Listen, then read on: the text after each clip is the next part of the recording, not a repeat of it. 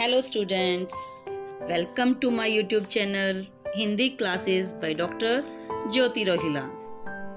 मुझे ज्ञात हुआ कि विद्यार्थियों को हिंदी गुंजन पाठमाला के प्रश्नों के उत्तरों को खोजने में कठिनाई हो रही है, तो इस समस्या के समाधान को लेकर आज मैं आपके सामने प्रस्तुत हुई हूँ प्रश्नों के उत्तरों के साथ। तो पाठ का नाम है इतने ऊंचे उठो, कक्षा 8। हम शुरू करने जा रहे हैं मौखिक प्रश्न। प्रश्न 1, संसार किन ज्वालाओं में जल रहा है? संसार जाति, धर्म, रंग भेद, वेशभूषा के आधार पर होने वाले भेदभाव की ज्वालाओं में जल रहा है। प्रश्न 2, कविता में किन बंधनों को तोड़ने की बात की गई है? उत्तर, कविता में रूढ़िवादी परंपराओं को तोड़कर नए विचारों को अपनाने को कहा गया है। हमें पुरानी हो चुकी परंपराओं को त्याग कर केवल अच्छे मौलिक विचारों को ही ग्रहण करना चाहिए। प्रश्न 3, युग की नई मूर्ति रचना का क्या अर्थ है?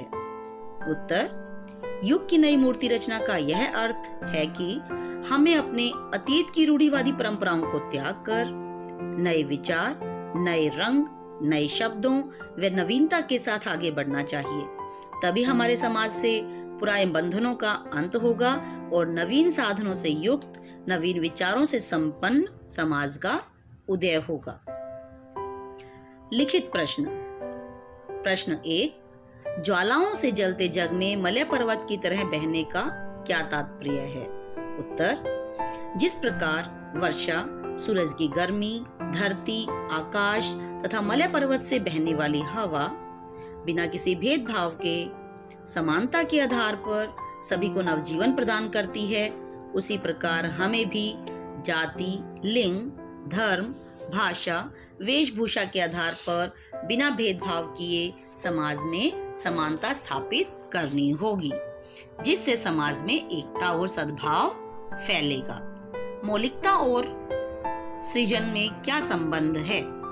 उत्तर, मौलिकता ही मूलभूत नयापन तथा वास्तविकता से परिपूर्ण होती है और सृजन भी नव निर्माण को कहते हैं। इन दोनों में गहरा संबंध है। जो वास्तव में सत्य है उसी का निर्माण मौलिक हो सकता है। कवि ने भी उसी प्रकार नवीनता और मौलिकता से युक्त विचारों के साथ नव युग का निर्माण करने के उद्देश्य से कविता की रचना की। प्रश्न 3, कवि अतीत से किस पोषक को लेने की बात कह रहा है? उत्तर, कवि अतीत से हमें केवल उतना ही लेने की बात कह रहा है जितना कि हमारे लिए जरूरी व पोषक हो। प्राचीन परंपराओं के प्रति मोह मृत्यु का सूचक होता है, इसलिए प्राचीन व रूढ़िवादी विचारों को त्याग कर उनसे केवल अच्छे व पोषक विचारों को ही ग्रहण करना चाहिए। पुराने, कमजोर, व्यर्थ विचारों को त्याग कर प्रगतिशील बनना चाहिए। प्रश्न 4, समाज में परिवर्तन कैसे आएगा? उत्तर, समाज में परिवर्तन तभी आएगा जब हम पुरानी रूढ़िवादी परंपराओं व विचारों को त्याग कर समाज में नवीनता लाएंगे, सभी को समानता की दृष्टि से देखेंगे तथा किसी के साथ कोई भेदभाव नहीं करेंगे। पुराने विचारों के बंधनों को तोड़कर बिना रुके निरंतर आगे बढ़ते रहने से ही समाज में परिवर्तन आएगा। आशय स्पष्ट कीजिए। सिंचित करो धरा समता की भाव वृष्टि से। इस पंक्ति का आशय यह है कि हमें इस पृथ्वी पर सभी के साथ समानता का व्यवहार करना चाहिए। समाज में किसी के साथ भेदभाव किए बिना हमें सद्भाव के साथ अच्छा व्यवहार करना चाहिए।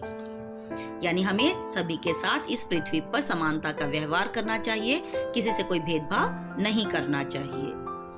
प्रश्न 2, जीर्ण शीर्ण का मोह मृत्यु का ही द्योतक है।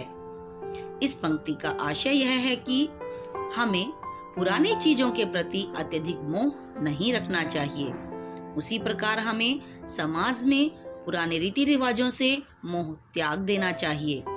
रूढ़िवादी परंपराओं को त्याग कर नए विचारों से समाज का निर्माण करना चाहिए और पुराने रीति रिवाजों से केवल अच्छे विचारों को ही ग्रहण करना चाहिए। मूल्यपरक प्रश्न। एक सशक्त, प्रभावशाली और मौलिक समाज के निर्माण के लिए आप क्या प्रयास करेंगे? उत्तर, एक सशक्त, प्रभावशाली और मौलिक समाज के निर्माण के लिए हम सबको समानता, स्वतंत्रता, सप्रेम, सद्भावना तथा अच्छे नए विचारों से युक्त समाज का निर्माण करना होगा। धर्म, भाषा, वेशभूषा के आधार पर किसी से भेदभाव किए बिना सभी के साथ समान व्यवहार करना होगा। जब सभी लोग भेदभाव से रहित विचारों से युक्त होंगे, तभी नवीनता व मौलिकता से संपन्न नवीन समाज की स्थापना हो पाएगी। सही विकल्प चुनकर ठीक का निशान लगाएं। नूतन स्वर्ग किसे देने की बात कही गई है? उत्तर, नए राग को। प्रश्न 2, जीवन का चिरंतर सत्य क्या है? उत्तर, गति। प्रश्न 3, कविता का मुख्य भाव क्या है? उत्तर, सबको समान रूप से देखना, मौलिक विचारों द्वारा समाज में परिवर्तन लाना, धरती को स्वर्ग की तरह सुंदर बनाना, यानी कि उपयुक्त सभी इसका उत्तर है। धन्यवाद।